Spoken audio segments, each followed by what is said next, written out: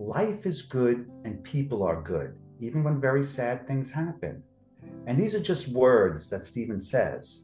But if you could really, really understand that and make it your own, you will find peace in this world or any other world that comes after. I mean it. Life is good and people are good, even when sad things happen.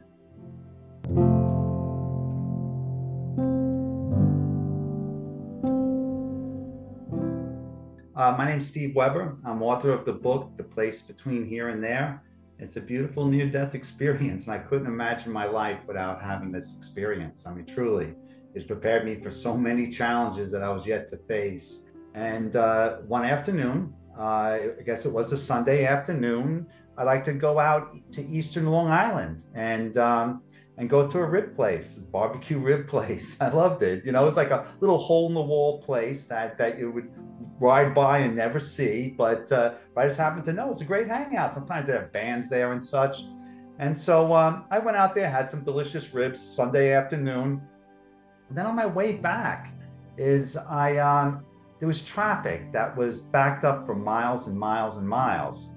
It must have been an accident or something. I mean, there's always beach traffic, but this was the Hamptons on Long Island, and it's very popular with the in crowd. And so after waiting on my Harley Davidson in traffic for a long time, I had to get out of it. It was just so hot, and Harley Davidsons, they don't have any radiators. They're air cooled, and so the bike was really struggling as well. And I noticed up ahead there was a right-hand turn that people were driving on the shoulder of the road, and then making that right-hand turn to get out of the traffic. So that's what I decided to do. And just as I approached that right-hand turn, someone had opened up a space for a truck to make a left-hand turn.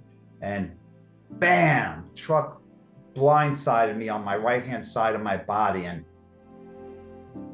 the lights went out. I was out cold immediately.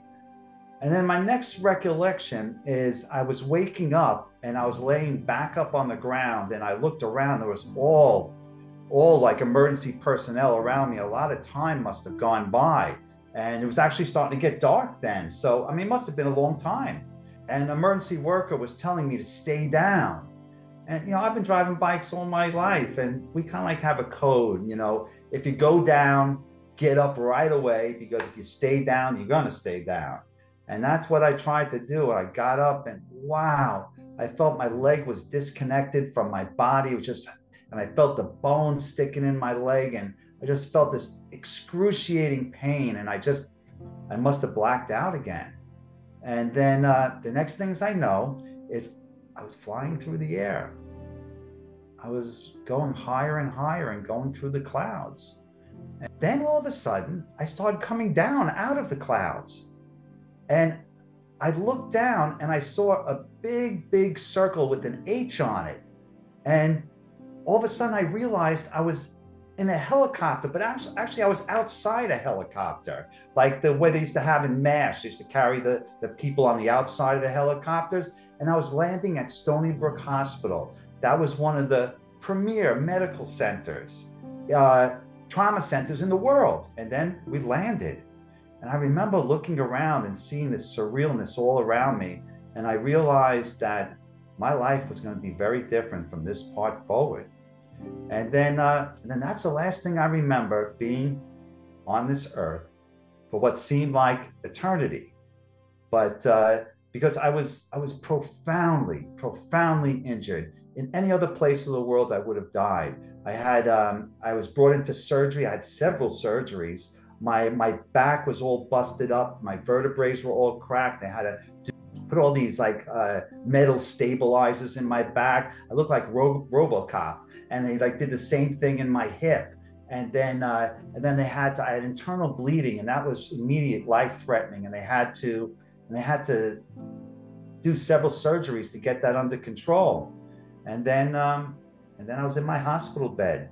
To the rest of my world, I was just lying there. But to myself, I was in this beautiful place, a place I've come to call the place between here and there. And it was a surreal experience. It truly was. I was in a coma for a month. And there were several times when it was touch and go. Like every time the doctors thought I was going to get better, I took a turn for the worse, and it came very close several times. And it wasn't for the care that I received, I wouldn't have made it. In fact, I would have been very upset by that at the time. But now I've come to terms with a lot of those things, I understand things in a different way. And so at first is I didn't know I was anywhere else. I really didn't. I felt that I was on Earth, except for there were some things that were different, is that time was different. In a sense, like here you notice time changes, like the sun rises and falls, you have appointments in the future, you leave bread out on the counter, it'll get moldy after a while, things happen here. There, it doesn't happen like that. It was that the only time you noticed the passing of time was through your personal growth. As you started to learn things and your awareness started to grow, you realized the path you had walked and all the things you learned and experiences which you began to understand. And that gave you a sense of time passing. And so that was my first realization. My next realization is that I was in like a work-like setting. Really, I didn't see any pretty flowers or I didn't see Jesus or those types of things. I was just in like a work-like setting. I mentioned that I'm a computer guy. And what I learned here was how to see spirit and sense spirit in everybody and everything. Prior to being there, I was a 0 on the spirituality scale. I was a pleasure maximizing unit. I loved rock and roll, Harley Davidsons, pretty girls. That was my life. I really enjoyed that. And so spirituality was like a 0 on me. I was a kind and compassionate person, but really I liked the party. I liked Harley Davidsons and such. So learning about spirit was a challenge. The way I was taught, it wasn't like I sat down and I opened up a book and like, oh yeah, this is spirituality 101. It wasn't like that. What I was in, like I mentioned, a work-like setting, and this gentleman who I knew in work. And this is a guy who I hadn't seen in 20 years, and I just knew him for like a year, but he was a character. He was from Haiti, and his English was okay, and he spoke like French, and he spoke like a Creole. And a lot of times when he got lost for words, he would kind of like motion and make a lot of facial expressions, and anyway, he laughed. He was a great guy. I really enjoyed his company. I really did. And but why he was there, why him? I don't know. But he first came to me as I remembered him, and I was like, "Hey, man, what's up?" We just chatted, and that was what was it, and that was the end. But I thought to myself how odd it was. He hadn't aged at all in such a long time. And then I saw him later, and he looked like an 80-year-old man. And at first I kind of like thought maybe it's his father or something. But he did those expressions that I was so familiar with it. I was like, "Hey, are you so and so?" And he said, "Yeah, how'd you guess?" And then he would come to me in all different ages, all different ethnicities, all different genders. Sometimes he would be a child, sometimes he'd be an Asian person, sometimes he'd be like all different types of people. And no matter what, after a while, like I would rely on seeing his mannerisms to guess who he was. But then after a while, I started to sense something else, something that didn't change. No matter what shape or form he took, I started to feel an energy from him. And I relied less and less on those mannerisms, and I relied more and more on sensing his energy. And it got to the point that I didn't even have to see him. If he was anywhere around me, I knew he was there because I was able to sense his energy. And once I was able to sense his energy, I looked at the world with a whole new set of eyes. I really did, because everything was different to me now. And I could sense energy in everybody, in everything, even in plants and even the planets. Everything had this energy. Each energy was unique in a way, but there was a commonness there. And what I began to understand in what I call the universe according to Steve is that what I began to understand is that we are all connected. I mean, in a real way. I don't mean like, oh, we're all connected. No, I mean that we share this energy, and that we're different, but we're all part of the same. And I began to understand, in whether you believe in the Big Bang or let there be light, it all explains the same thing, that we're all stardust and we're all spirit. And I began to understand in my own way. And I'm not a preacher. I'm not here to convince anybody of anything. I'm just sharing my experience. But what I began to understand is that we are the creator, that the creator and the creation are one, that we're part of a universal consciousness, that everything that we learn goes to the consciousness of the creator, and we grow. And it's a very purpose for existence, that our experiences are everything. And through those experiences, we learn our awareness. And from that awareness, we become an integral part of the all that is. And that was the very first lesson that I learned there. And at no time did I feel that there was like a magician stirring the pot, or anybody. It seemed like things just happened. It really did. It felt like it was the natural order of things. And when I stopped learning, all of a sudden this situation stopped. And then the next situation I found myself in was in what I've become to know as a life review. And I reviewed my life, and then I'd review every part of my life. And then at the end of my review, my awareness would be raised, because now I understand spirit, and now I'd review all of these incidences in my life, and then my awareness would grow, and then I would go and do my life review again. And that would go over and over again, because each time I went through my life review, my awareness was raised. It really was. And then I could get more and more out of my life review. Now, it wasn't even like I was a voyeur. It wasn't like I could even influence what was going on. It was like I was everywhere. It really was. It was like I wasn't in one spot. Like I sensed everything as I went through my life review, and I could tell what everyone else was thinking and why they were there. And I began to realize that everybody is on their own path, and people's paths intersect, maybe for a moment, maybe for a lifetime, but everyone has their own path and their own reason for being there. And that was a very important thing that I learned, is that I really have to honor everybody where they are and what they're learning. They have their own path, their own things to learn. And I don't say can't judge. I don't mean that. Everybody judges, but I have to realize when making those types of judgments and situations is that everybody is on their own path, and I need to honor that. And so that was very important. And the other thing is I learned is that some of the most heartbreaking things that have happened to me in my life, some of the most challenges I've had, were the things that brought me the most bliss in those places. Because I didn't see pretty clouds or pretty flowers like many other people see. What brought me that beauty was the feeling of bliss, because as I went through my life reviews and addressed some of these heartbreaks, some of these things, some of these terrible things that I have done, some of these terrible things that have been done to me. Shame and regret is one of the things that we torture ourselves with.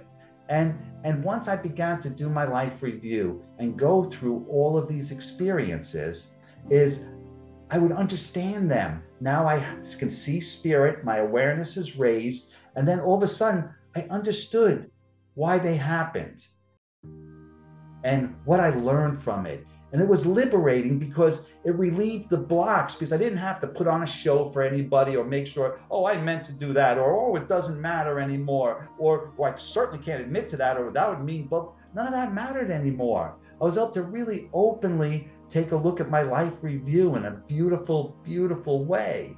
And I knew every time I started my life review, I knew it was going to be a bad day. I really did, because you had to face certain things. But I knew by the end of that life review that I would feel this bliss. And, I'm a glutton for bliss. I really am. So it created such an urgency for me to learn. It really does. And that's something I take in my life now. anytime like I find some fault in myself, I almost get excited because it's like, wow, I could address that. Or if I could look back at myself and what a jerk I was 6 months ago, I'm like, yeah, because I realize I've grown from that experience. And so really what that life review taught me was how to really grow in the here and now, as well as that other place, how essential it is to remove yourself of pride and jealousy and regret, to really be able to clear those blockages so you could really learn and grow as a person. Those life reviews were very important to me. But just like I learned to see spirit, once I learned those lessons, it stopped. Once I learned all my life reviews and I wasn't growing anymore, that stopped. And then the very next experience I had was I was tested. I didn't know it was a test at the time. I believe it to be a test. And I found myself in a situation where I was in charge of some young adults, some kids, and I was teaching them to work to do a specific task. And I'd spend all this time teaching them and preparing them, and then I'd let them go, and they would scatter, and they wouldn't do anything that I said for them to do. And then I'd see them again, and they'd be like, nothing's wrong. And I'd be like, what's going on? I thought we understood things. What happened? And I try all different ways of motivating them, like red team, blue team, whoever wins gets. They wouldn't have any of it. And then when I was at my wit's end, I stood before my higher self, and I didn't know it was my higher self at the time. But as I stood before what I later learned to be my higher self, my part of me that I believe is always in spirit, that I believe just a portion of you comes down. I don't mean that literally, but is it incarnated to have experiences and make mistakes that your higher self can't make, and that for you to learn from those things. And by you learning from those things and sharing with your higher self, your whole spirit grows, and you have a more awareness. Your awareness grows. And so as I stood before my higher self, I didn't say anything. I didn't ask any questions, but all of a sudden I felt this grace, like I could tell I've had all of these experiences that I have this knowledge and understanding from. I couldn't tell what those experiences were, but just being in that grace, it gave me a new set of eyes that I could look around, and I realized something about the children, the young adults, is that I wasn't there to teach them a skill or a task. I was there to shepherd them into their first human incarnation, that these were spirits who have yet to have a human incarnation. And it was then I learned that perhaps your spirit isn't created or doesn't exist in its current form, is that you go through many different incarnations, and you have many experiences, and you learn and grow from those experiences. And what I mean is that you have incarnation as different animals and different creatures, and each one has its own shtick about them, and their own lack of awareness, lack of spirit. For me, the real dividing line between things is that if a creature takes care of its children, it shows it's learned empathy and it's learned certain things. And I think that escalates the understanding and the personal human growth. And what I was to do here is I was to shepherd these young children in their first human incarnation. And I was failing at that because it seemed like all this time was spent to have me learn, to raise my awareness. And when I had this opportunity to be with those kids and to see them, all I saw was dopey kids. I didn't see them as true spirits, as equals, as needing guidance. I just saw them as dopey kids. But once I learned this, everything changed, and I was able to shepherd those kids. It's very similar. Like in my house where I lived in New York, we had a lot of squirrels, and I would see the squirrels romp around, and I would be like very affectionate towards the squirrels, but I could tell that they certainly weren't human. They had their own silliness about them, And often, like, I joke about it, and I call it, when I recount the stories, I call the kids squirrels, because that's what they reminded me of. They were very strong and skilled in many ways, but there were some things that were just 100% missing. And I think that is why they needed that human incarnation to get those. And I believe that that I think many people go through this as you're transitioning from physical form into spiritual form. It's not a light switch. You have to go through this process of returning into spirit. And because I was so ill, my body was certain that I was going to die. And so it was bringing me through these different experiences and preparing me for that journey. And perhaps if I passed that test, perhaps I would have stayed in spirit, and perhaps been able to go to whatever was next, which I believe perhaps would be a spirit guide somehow connected to people's incarnations to help guide them, not as a spirit shield to prevent them from anguish, but to share with them my awareness at critical times in their existence to help them overcome this obstacle that they're facing in life. But I failed. And so the next experience that I had there is I was back in my hometown, and I lived at the time in a town called Kings Park, Long Island. And it's a seaside community. It's a working class. It's a working class community. It's a blue collar neighborhood. And at the end of every day, people would go to the seashore. It was this bluff that overlooked the sea, and we'd park our cars, and we drink from red Solo cups. Some people drank coffee, other people drank something other than coffee, and we talk about all the gossip in town, like who's doing who, and like all that kind of small town stuff. And so I found myself sitting there with my dear friends, Joey and Johnny, and we'd watch the sunset every day. And this went on over and over again.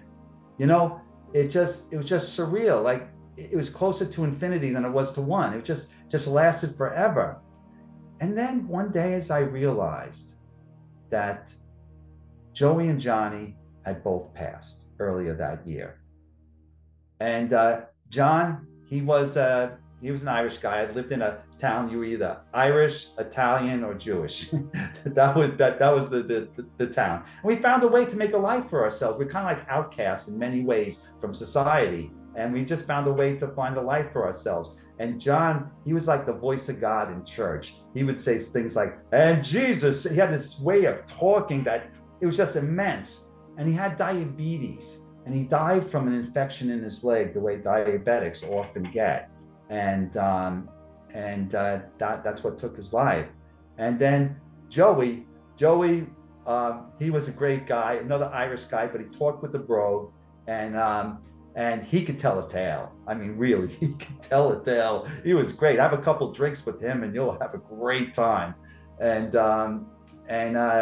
he had broken his back diving at the bluff when he was a kid. So he had like these implants in his back, and he kind of like walked like Frankenstein. He really couldn't turn that much. And he got hit by a car. I couldn't help but think it's because he couldn't see it, because he couldn't turn fast enough.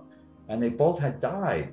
And that was the first time that I really got shooken up. Because I was like, how could this be happening? It was like so intense. I mean, really, it was like, how could this be happening? They're both passed. And so when I watched the sunset with them each day, I would want to ask them, why are they here? But for some reason, I didn't want to ask them. I don't know why. I just don't know. Like, I didn't want to know. I don't know why I didn't ask them. But over a period of time, I just felt an intensity building and building and building, to the point like I was starting to have anxiety. And I realized that if I didn't ask them now, I would never have an opportunity to ask them again. And so I asked them again. It's not like I asked them, is I made it known in my own mind that I wanted to know why they were here. And what they communicated to me is they were there to make sure that I'm okay. And that sounded so weird to me and so strange, because there was nothing wrong with me. I didn't remember the accident at that time. I mean, everything was fine. I was having all these crazy experiences. For some reason, it wasn't until I realized Joey and Johnny were dead that I wasn't really home. I wasn't in the right, I was, something else was going on. It was like a moment of like, what is going on here? And then I watched the sun set again with them, but instead of the sun setting and it getting dim and we seen a sunset, it just got brighter and brighter and brighter. And then I had to shield my eyes. And then because I just couldn't look anymore. And then finally, when I sensed the brightness had gone, I moved my hands from my eyes and I looked and I saw my mother was in front of me holding my hand. And she was telling me that I've been in a terrible accident, but everything was going to be all right. And that was my experience there. This experience was real. It gave me a wisdom and understanding that I could face many things in my life that had happened and had yet to come, and that my life was changed forever. And the lessons that I learned there made sense that I could find bliss in this world and any other world. The real lesson that I learned, and I'd like to share with everybody, is life is good and people are good, even when very sad things happen. And these are just words that Stephen says. But if you could really, really understand that and make it your own, you will find peace in this world or any other world that comes after. I mean it. Life is good and people are good, even when sad things happen. I was struggling. I wrote this book, The Place Between Here and There. It's a beautiful, beautiful book having to do with my experience and the lessons that I learned. But it also talks, it's also a love story. You know, it really is a beautiful tale. There were some very difficult parts in there to read, but I'll tell you right now, it has a happy ending. But so go ahead and read it. I mean, it's a great book. But what after I wrote the book, I started speaking, and actually now I teach yoga and I teach a meditation class, and I talk about my experience often. I'm brought before groups of people where I talk about the experience, sometimes with grieving groups as well as NDE groups. And I share those experiences with them. So my book's available on Amazon. It's called The Place Between Here and There, and I have it in Spanish too. And it's an audio book and a Kindle book as well.